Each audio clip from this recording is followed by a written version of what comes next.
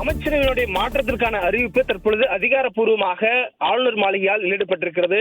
திமுக அரசினுடைய இந்த அமைச்சரவை மாற்றம் என்பது மிகப்பெரிய ஒரு மாற்றமாக இருக்கிறது. 2021 ஆண்டு மே மாதம் பொறுப்பேற்றதுக்கு பிறகாக 2 முறை அமைச்சரவை மாற்றங்கள் செய்யப்பட்டிருந்தாலும் இந்த முறை மாற்றப்பட்டிருக்கக்கூடிய இந்த அமைச்சரவை மாற்றம் என்பது மிகப்பெரிய அளவிலாக இருக்கிறது. மூத்த அமைச்சர்கள் உட்பட 6 நபர்களுடைய இலாக்காக்கள் மாற்றப்பட்டிருக்கின்றன.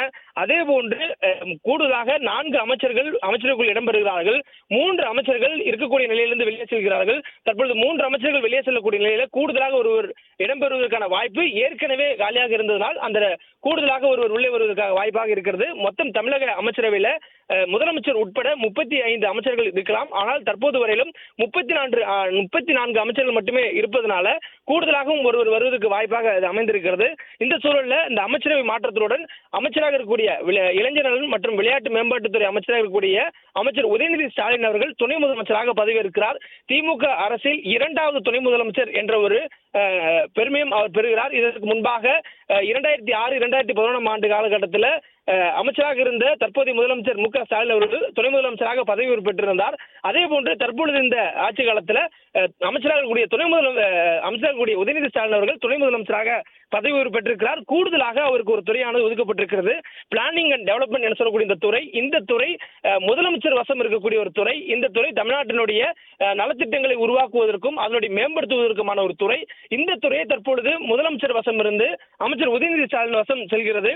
அதே போன்று தற்பொழுது புதிதாக வரக்கூடிய அமைச்சர்கள்ல அமலாக்கத்துறை வழக்கிலிருந்து தற்பொழுது பிணையில் வெளியே வந்திருக்கக்கூடிய முன்னாள் அமைச்சர் செந்தில் பாலாஜி தற்பொழுது அமைச்சராக நியமிக்கப்படுகிறார். அவருடனே இதற்கு முன்பாக அமைச்சராக இருந்த ஆவடி நாசர் அவர்கள் தற்பொழுது மீண்டும் அமைச்சராக நியமனம் செய்யப்படுகிறார். அதே போன்று கோவி செலியன், அதே போன்று சேலம் ராஜேந்திரன் ஆகிய இருவரும் தற்பொழுது புதியதாக அமைச்சராக பதவியேற்க இருக்கிறார்கள். இந்த சூழலில் 3 அமைச்சர்கள் தற்போது இருக்கக்கூடிய அமைச்சர்கள் 3 அமைச்சர்கள் அமைச்சரவையில் இருந்து நீக்கப்படுகிறார்கள்.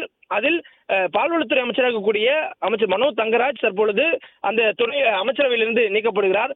அதே போன்று அமைச்சர் செஞ்சி மஸ்தான் தற்பொழுது அமைச்சரவையிலிருந்து நீக்கப்படுகிறார். அதே போன்று சுற்றுலாத்துறை அமைச்சராக இருக்கக்கூடிய ராமச்சந்திரன் அவர்கள் அமைச்சரவையிலிருந்து நீக்கப்படுகிறார். இது மட்டும் இல்லாம கூடுதலாக 6 அமைச்சர்களுடைய துறைகள் இலாக்கா மாற்றம் செய்யப்பட்டிருக்கிறது.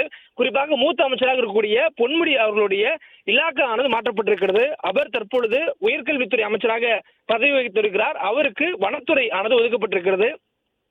அதே போன்று சுற்றுச்சூழல் மற்றும் காலநிலை மாற்றத்துறையினுடைய அமைச்சர் மையநாதன் தற்பொழுது பிற்படுத்தப்பட்டோர் நலத்துறை அமைச்சராக மாற்றப்படுகிறார்.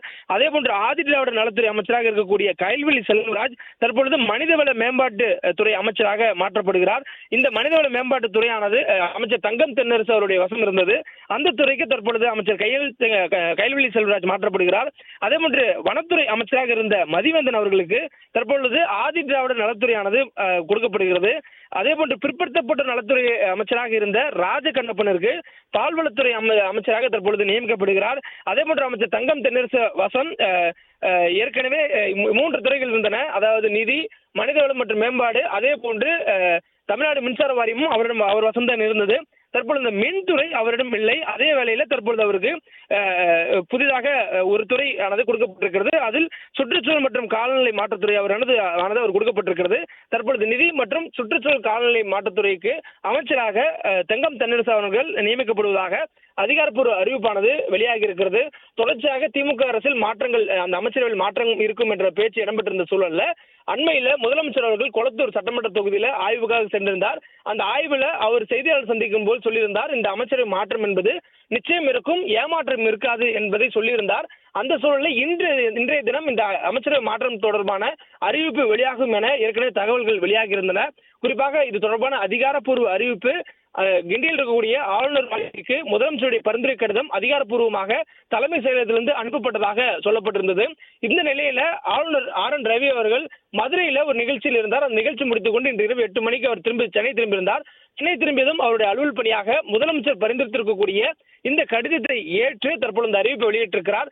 புதிதாக அமைச்சராக பொறுப்பேற்க இருக்கக்கூடிய செந்தில் பாலாஜி, அதே போன்று ராஜேந்திரன், ஆவடி நாசர், கோவிட் செலியன் ஆகியோர் தற்பொழுது நாளை தினம் பதவியேற்க இருக்கிறார்கள். அவர்களுடன் அமைச்சராக இருக்கக்கூடிய உதயநிதி ஸ்டாலின் அவர்கள் துணை முதலமைச்சராக பதவியேற்பார் என்பதும் இந்த அறிவிப்பில் ஒரு முக்கியமான ஒரு அறிவிப்பாக கொடுக்கப்பட்டிருக்கிறது. துணை முதலமைச்சர் உட்பட 4 அமைச்சர்கள் உள்ளே துணை அமைச்சர் மற்றும் 4 அமைச்சர்கள் உட்பட உள்ளே வருகிறார்கள் என்ற நிகழ்ச்சி உட்பட 6 அமைச்சர்களுக்கான இலாக்கா மாற்றமும் இதில் செய்யப்பட்டிருப்பது ஆளுநர் மாளிகையுடைய அதிகாரப்பூர்வ அறிவிப்பால் தெரிய வந்திருக்கிறது.